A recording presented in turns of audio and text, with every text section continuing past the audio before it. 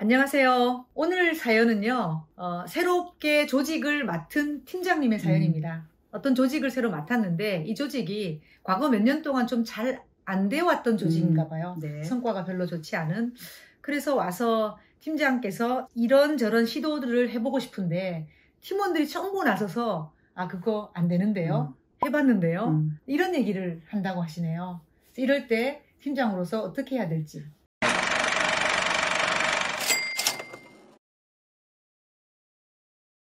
야, 정말 너무나도 익숙한 사례네요. 코칭할 때마다 듣는 사례. 네. 제가 조직을 맡았는데 사람들이 전부 다 해보지도 안 하고 안 된다고 얘기하는데 어떻게 해야 됩니까? 그런 종류. 사람들이 왜 그럴까요? 실제 해본 거 아닐까요? 해봤으니까. 해봤겠죠. 해봤겠죠. 그런데 이제 제가 궁금한 거는 얼마큼 했을까? 그쵸. 어디까지 그럴 했을까? 것 같아요.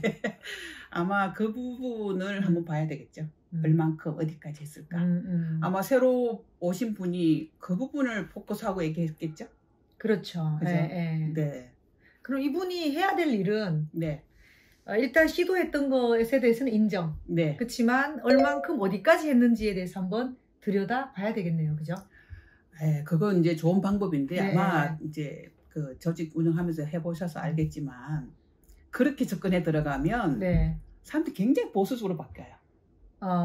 보수적이라는 거는 것은 우리가 당신이 뭘 기대하고 묻는지 내가 알아. 우리가 했는 거. 그러니까 이제 자기들이 덜 한 거에 대해서는 아예 언급도 하지 않고 인정받을 만한 거.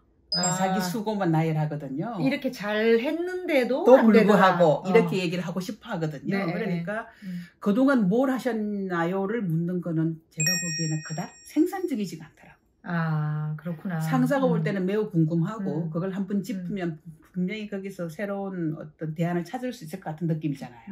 그런데 실제로 그 겪는 사람들 입장에서는 되게 자기 정당성, 자기 합리화 이런 작업이 일어나더라고요. 저도 최근에 새로 조직 맡았잖아요. 그래서 이제 그 저희 사업이라는 게 업종별 이제 고객들을 공략하는 방식이거든요. 근데 그 중에서 제가 이 업종은 이런 니즈가 있지 않을까라는 생각이 들어서 지금 해보자고 하는데 그런 반응을 실은 받고 있어요. 해봤는데 안 됐거든요. 그래서 굉장히 고민하고 있는 부분인데 그러면 이거를 어떻게 해야 될까요? 실은 제가 이제 들여다보려고 하고 있는 참이거든요. 옛날에 했던 제안서도 좀 들여다보고 이거 누가 했어? 이렇게 알아보는 중인데 큰일 났네. 아마 그 들여다보는 스터디는 본인이 혼자 조용히 얘기하지 말고 혼자 조용히 하는 건 전 할 필요가 있다고 봐요.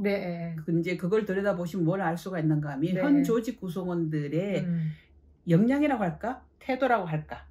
이런 걸 확인이 되잖아요. 그렇죠. 이제 그걸 일단 파악하고 접근하시는 건 좋기 때문에 혼자 그걸 한번 이제 되짚어 보는 거는 저는 필요하다고 보는데 막상 그 당사자들한테 질문하기 시작하면 되게 보수적으로 대답을 할 거다. 그래서 우리는 이걸 해결하려고 이 대화를 시작한 거잖아요. 그러니까 포커스를 해결 쪽에다가 두는 것이 더 효과적일 겁니다라는 말씀드리고 싶어요. 그러니까 돌아보고 거기서 어디까지 왔는데 다음 스텝은 뭐냐 이런 방식의 질문이라기보다는 뭘 잘못했느냐를 묻게 되잖아요. 그렇죠. 뭘 안 했냐 못했냐를 묻게 되잖아요. 아니면 뭘 다르게 해야 될 건가 찾는데 그렇게 묻게 되잖아요. 그러니까 보통 이제 그 질문을 받으면 우리가 잘한 것만 골라가지고 얘기를 하고 싶어지죠. 사람 마음이. 또 안 되는 이유들을 얘기하고 싶을 거고. 당신인들 별 수 있는 줄을 아냐. 뭐 이러고 싶을 거잖아요. 그러니까 그 얘기를 하는 거는 제가 보기에 아마 서로 좀 관계만 불편해지지 않을까. 그런 생각이 들어요. 그리고 이제 이분이 새롭게 팀을 맡은 거잖아요. 제 생각에 또 그런 얘기를 듣다 보면 이분의 의욕이나 이런 거에도 영향이 있을 것 같아요. 그렇죠. 의욕을 가지고 출발했는데 그렇죠. 이렇게 많은 것들을 했었는데도 안 됐구나. 자신감도 떨어지고.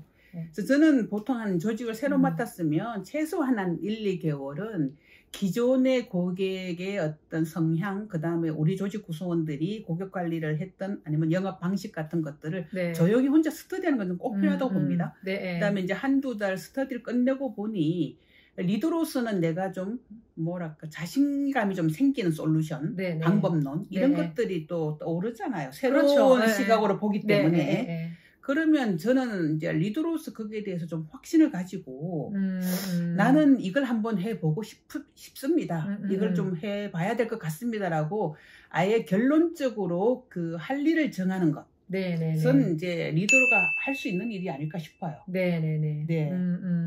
그래서 그 구성원들이랑은 그럼 뭘 할 것이냐. 네네. 이 일종의 뭐 미션 목표를 달성하기 위해서 실제로 직원들이 할 수 있는 액션 플랜. 네네네. 실제로 그걸 수행하기 위한 액션 플랜을 같이 디스커션 해가지고 컨센서스를 이루는 것이 효과적이지 않을까. 이거를 해 마라의 디스커션보다는 네. 오히려 한다라고 보고 네. 리더로서 네. 아 여기에 가능성이 있을 것 같다라고 생각이 네. 된다라면 네. 하자라는 네. 전제를 놓고 어떻게 대화를 네. 이끌어 나가는 네. 게 좋다 이런 말씀이신 거죠? 리더의 책임이라는 건 사실은 100% 확도가 없는 일을 결정하는 게 리더의 책임이잖아요. 그렇죠. 네. 그래서 보통 이제 책임감이 좀 적은 리더들이 주로 하는 게 뭐예요? 민주적 의사결정. 그렇죠. 이걸 할 것인가 말 것인가 계속 중지를 모은다고 네네. 회의만 드립다 하는. 그렇죠. 네. 그죠? 모아서 또 물어보고 모아서 또 물어보고 모든 의견을 물었는 과정은 굉장히 민주적이었으나 네.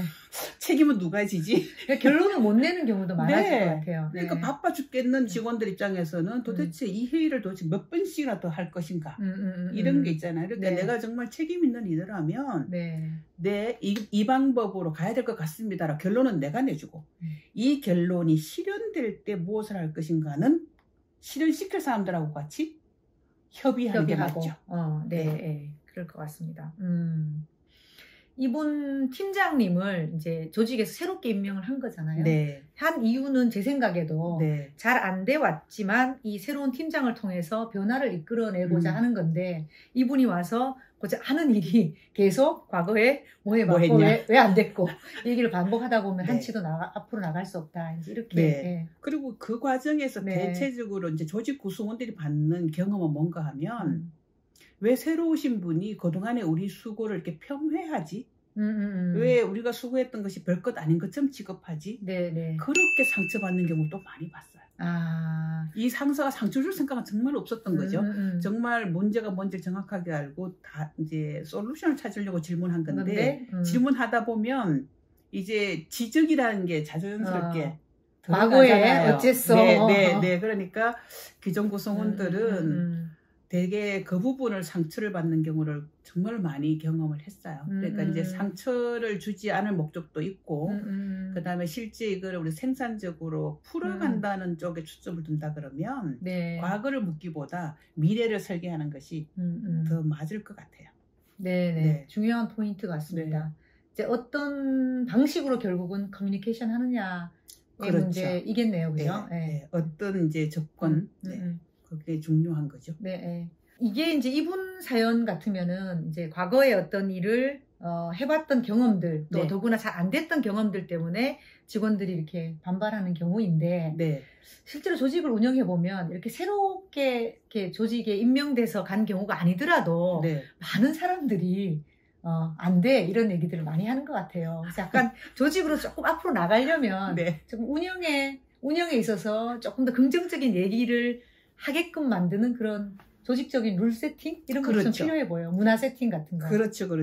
이제 새로 오신 이제 리더분이나 아니면 기존의 리더를 할지라도 자 우리가 참 이제 좋은 의견들을 나눠서 고맙지만 계속 얘기를 하다 보니까 그거는 원래 안 돼요. 해봐도 안 돼요. 라는 얘기를 하게 되면 우리 좀 맥 빠지지 않습니까? 그러니까 그쵸. 우리가 이제 기운 빠지는 얘기는 서로 하지 않도록 합의를 봅시다. 해가지고 아예 그걸 금기어로 만든다거나 그렇게 룰 세팅하는 것도 굉장히 중요하다고 봐요. 이거 안 돼라든가 이런 몇 가지 단어를 정하고 우리 요 단어는 앞으로 미팅에 쓰지 말자. 뭐 이런 룰을 정한다는 말씀이시죠. 그래서 조직 내 갈등이 반복될 때도 그렇게 갈등을 야기하는 그 어떤 뭐 행태 있죠. 이런 것들을 아예 다 찾아내가지고 그거를 이제 금지시키는 룰 세팅하는 것도 도움이 되거든요. 그러니까 지금 이거는 비즈니스를 풀어가는 데 있어서의 갈등이잖아요. 그러니까 이런 룰 세팅은 저는 엄청 중요하다고 봅니다.